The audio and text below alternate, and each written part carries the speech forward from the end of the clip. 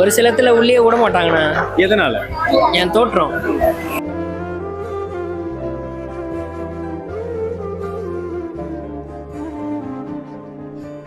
இருப்பாங்க அவங்களுக்கு பொறுக்காது நான் அங்க இருக்கிறது. அவங்க ஒரு மாதிரி இந்த பையன்லாம் எதுக்குள்ள விட்டீங்க பார்க்கவே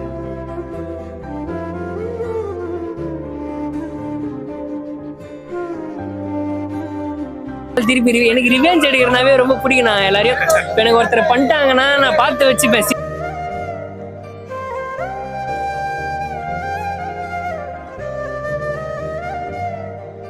நடுவில் என்ன ஒரு பொண்ணு லவ் பண்ணிச்சுன்னா அந்த பொண்ணு பண்ணதெல்லாம் வந்து நான் ஃபர்ஸ்ட் என் லவ் பண்ண பொண்ணு இறந்துச்சு.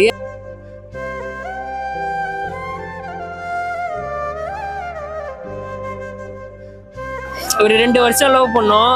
அந்த 2வது வருஷம் எண்டில் வந்து என்னை விட பெட்டரா ஒரு பையன் வந்துட்டான். அவன் என்னை விட அழகாக கொஞ்சம் எப்படி சொல்ற தோற்றத்திலயும் சரி எல்லாத்தையும்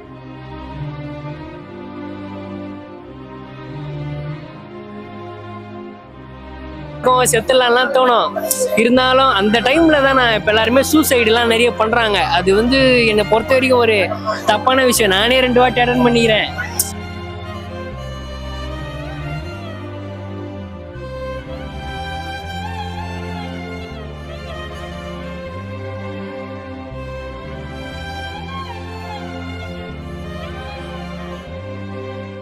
பேர் சொல்லுங்க.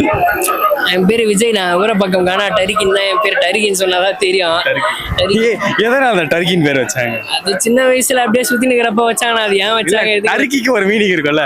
அந்த மீனிங் எனக்கே தெரியல. அப்படியே கூப்பிட ஆரம்பிச்சாங்க. அது எதுக்கு வச்சாங்க? டர்க்கி வைக்க ஊரப்பக்கம் டர்க்கி.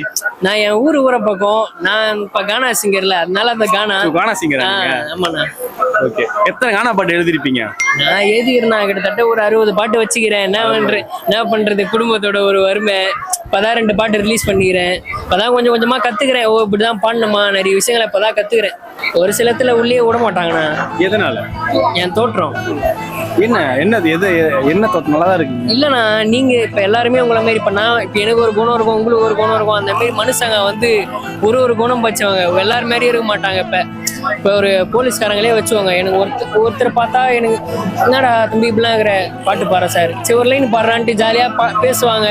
ஒரு சில பேர் டென்ஷன்ல ஒரு அடி அடிச்சிருவாங்க டப்புன்னு. அப்புறமா நம்ம அங்க கடந்து போற மாரி இருக்கும்.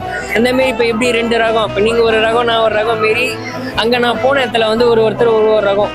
ஒரு சில பேர் கூப்பிட்டு பேசுவாங்க, சொல்லுப்பா என்னப்பா வச்சுக்கிறேன், இந்த மாதிரி எப்படிதான் இருந்தாலும் உனக்கு ஒரு டீமே இல்லைப்பா, நம்பி நான் என்னப்பா பண்றது, ஒரு ஷார்ட் ஃபிலிமாவது உங்க கையில. ஏன்னா நம்மளுக்கு எப்படி ஒரு வேலைக்கு போனா பயோடேட்டா கேட்கறாங்களோ அந்த மாதிரி நம்ம ஒரு படத்தை நம்ம தூக்கி குத்துற மாட்டாங்க நேரா.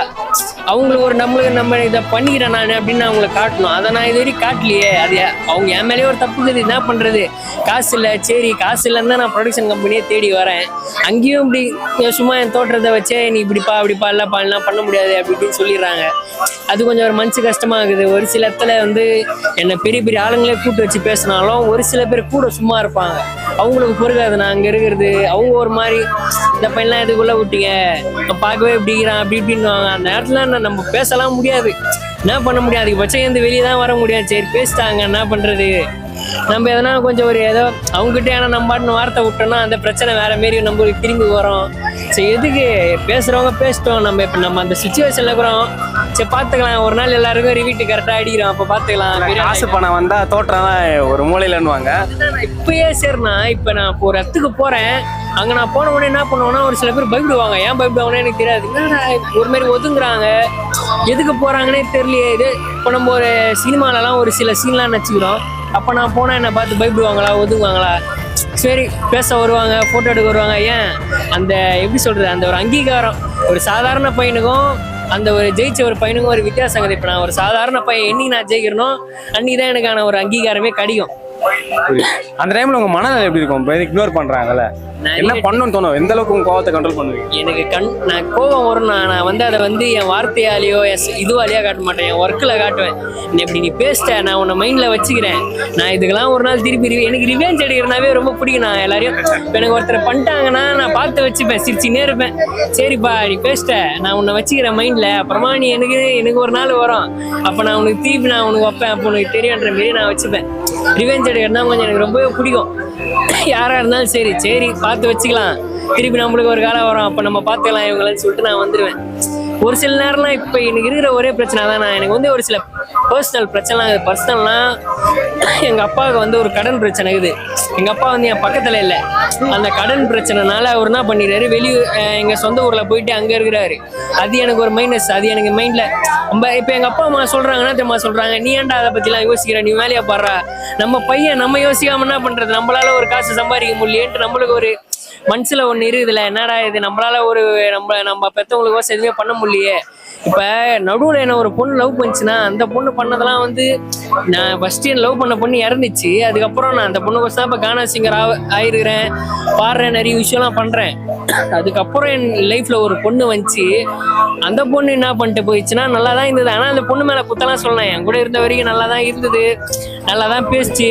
அது என்ன ஆயிடுச்சுன்னா, ஒரு 2 வருஷம் லவ் பண்ணோம். அந்த 2வது வருஷம் எண்டில் வந்து என்னை விட பெட்டராக ஒரு பையன் வந்துட்டான்.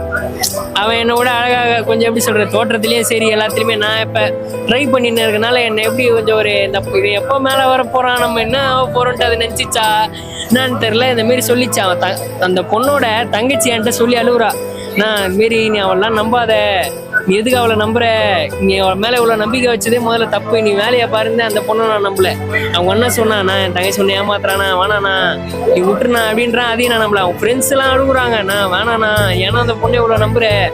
ஏன்னா எனக்கு என்ன பண்றது, எனக்கு எல்லாமே அந்த பொண்ணு தான் நான் நினச்சிட்டேன்.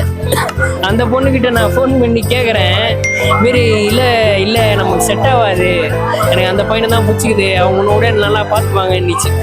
இந்த டைம் உங்க மனசு எப்படி ஃபீல் பண்ணுச்சு? அவ்வளோதான், நான் என்ன பண்ண முடியும். ஒரு பக்கம் செத்துலாம்லாம் தோணும். இருந்தாலும் அந்த டைம்ல தான் நான் இப்போ எல்லாருமே சூசைடுலாம் நிறைய பண்றாங்க. அது வந்து என்னை பொறுத்த வரைக்கும் ஒரு தப்பான விஷயம். நானே 2 வாட்டி அட்டன் பண்ணிக்கிறேன்.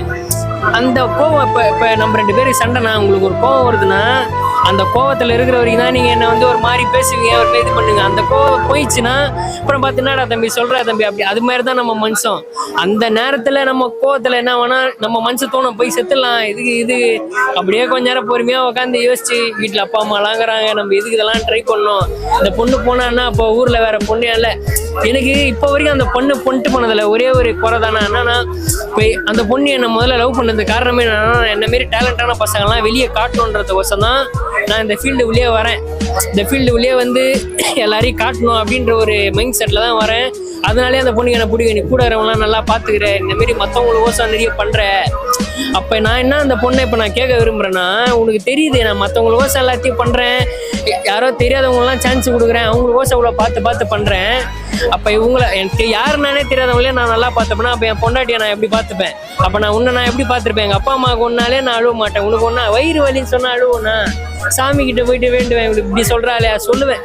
மாதிரி அவள் என் பக்கத்தில் எங்ககிட்ட இருந்த ஒரே ஒரு மிஸ்டேக் என்ன தெரியுமா, நாங்கள் வந்து ரொம்ப நாள் பக்கத்துலலாம் இல்லை.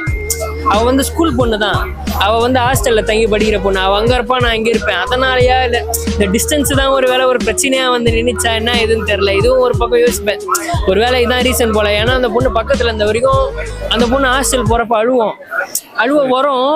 ஆனால் நான் முன்னாடி நின்னா அந்த பொண்ணுக்கு அழுவே வராது. நான் ஏன்னா பேசி சமாளிச்சிருவேன், பார்ப்பேன், இப்படி சும்மா சிரிப்பேன் என்ன அப்படின்னுவேன். அந்த பொண்ணு சிரிச்சிடும். அப்படியே ஒரு கட்டி பிடிச்சோடனே அந்த பொண்ணுங்க அந்த அழுவெல்லாம் போயிடும். அழுவே விட மாட்டேன் என் பக்கத்தில் இருந்தா. நான் உன்னை இவ்வளோலாம் பண்ணியும் இப்போ உனக்கு நான் என்ன தான் குறை வச்சேன், எதுக்கு நீ என்னை விட்டு போனேன் அப்படின்னு அந்த பொண்ணை பார்த்து கேட்கணும்னு ஆசை. அந்த பொண்ணு இருந்த வரைக்கும் நல்லா தான் இருந்துச்சு. திடீர்னு அந்த பொண்ணு நான் ஒரு வேளை இவன் இப்படியே தான் இருப்பான் போல, கட்சி வரைக்கும் இப்படியே தான் இருப்பான் போலன்னு நினச்சிச்சா என்ன எதுன்னு தெரில.